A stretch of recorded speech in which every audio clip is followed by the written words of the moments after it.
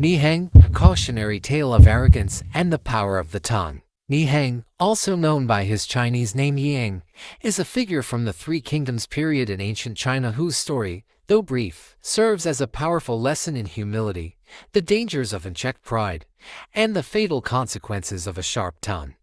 His tale is a stark reminder that intelligence and talent, when not tempered by wisdom and respect for others, can lead to one's downfall. Yi Eng first comes to prominence during a crucial period when Cao Cao, one of the most powerful warlords of the era, was looking to expand his influence by persuading Liu Bao, another formidable leader, to join forces with him.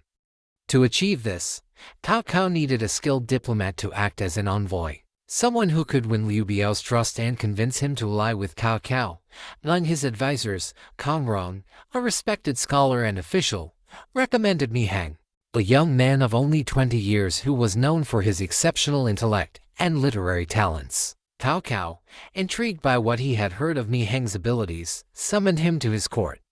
This was to be Yi Eng's opportunity to prove himself in the service of one of the most powerful men in China.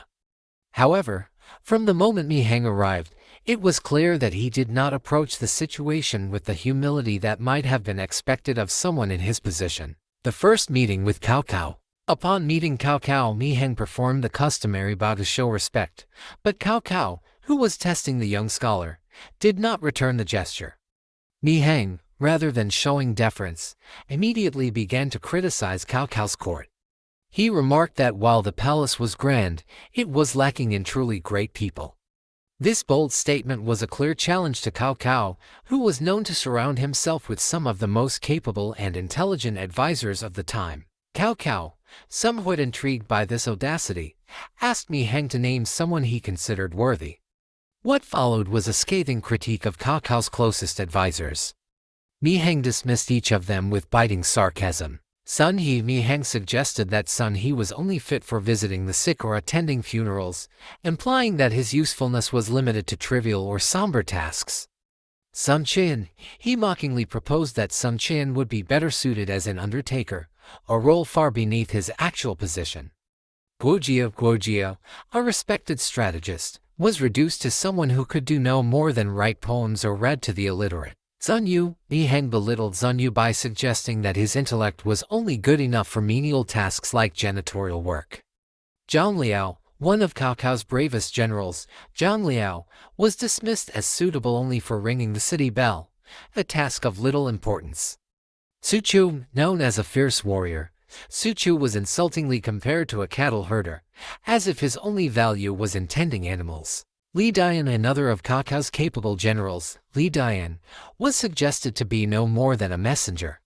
Yu Jin. Lastly, Yu Jin was said to be fit only to serve as a lowly clerk, a severe underestimation of his true capabilities. Yi Eng's scorn extended beyond those whom Cao Cao named. He continued to insult other officials who had not even been mentioned, accusing them of being lazy, corrupt, or incompetent. His words were filled with arrogance, showing no respect for the very people who were helping to govern the land. Cao Cao, though furious with Yi Eng's blatant disrespect, managed to restrain himself. Instead of immediately punishing Yi Eng, which he had every right to do, he asked Yi Eng what talents he believed he possessed.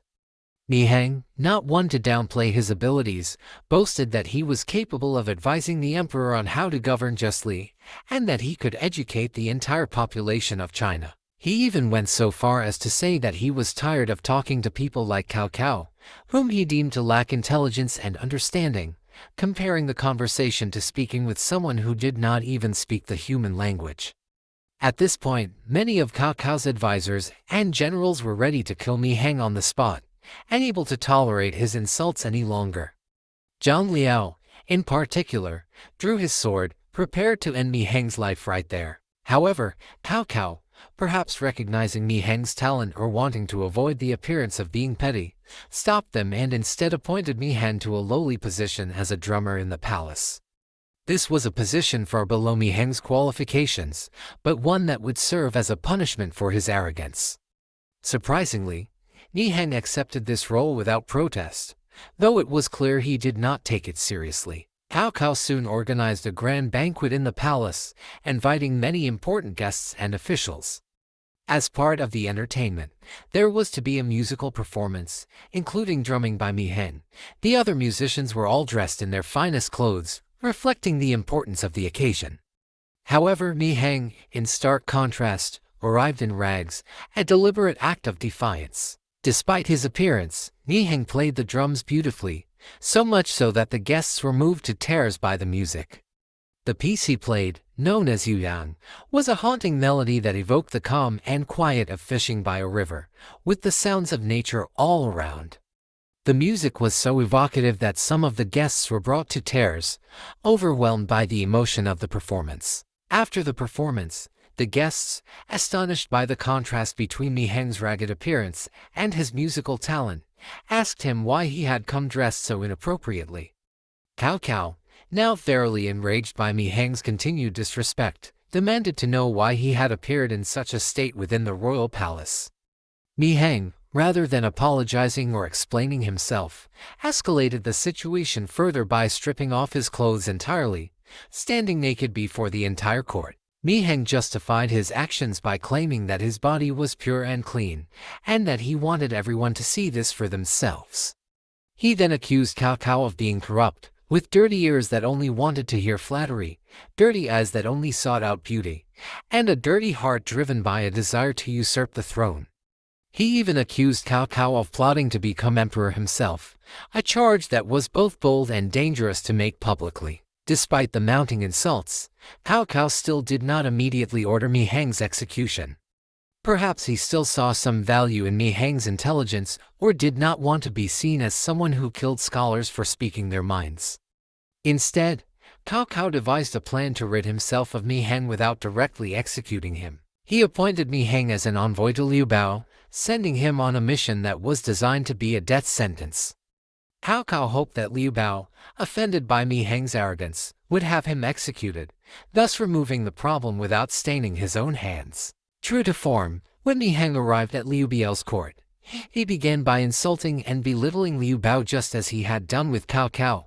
Liu Bao, seeing no value in Yi Eng and unwilling to dirty his own hands, sent him to another warlord, Huangzu, with the same hope that Huangzu would execute him instead. When Yi Eng arrived at Huangzu's court, he continued his pattern of behavior.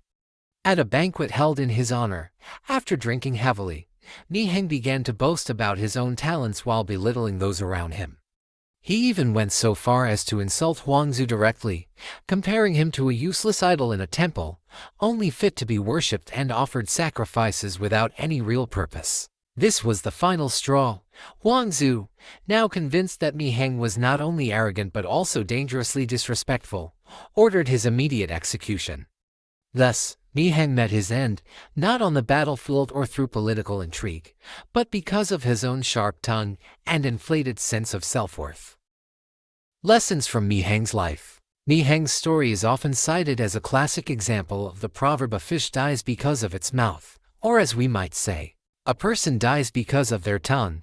His life serves as a cautionary tale about the dangers of arrogance and the importance of knowing when to speak and when to remain silent. Despite his undeniable intelligence and talent, Yi Eng's downfall was brought about by his inability to respect others and his insistence on speaking his mind without regard for the consequences. His sharp tongue, which could have been a powerful tool for diplomacy and leadership, instead became the very thing that led to his death. Moreover, Yi Eng's story highlights the importance of humility, especially for those who possess great knowledge or skills. Intelligence alone is not enough. It must be accompanied by wisdom, tact, and the ability to navigate social relationships. Yi Eng had the potential to rise to great heights, but his failure to recognize the value of humility and respect for others led him to a tragic end. In the broader context, Yi Eng's story also reflects the complexities of power and the dangers that come with it. Cao, for all his power, was forced to navigate the delicate balance between using talented individuals and managing their egos. Yi Eng. In today's world, there are still people who remind us of Yi Eng. These individuals may be very knowledgeable and talented, but they often lack humility and don't think about how their words or actions affect others. They tend to be overly confident, sometimes to the point of arrogance, and they might ignore other people's opinions or advice. For example, in business or politics, someone might have great skills or a unique vision. But if they can't work well with others or if they criticize too harshly, they could face pushback or miss out on career opportunities. However, today's society values teamwork and good communication.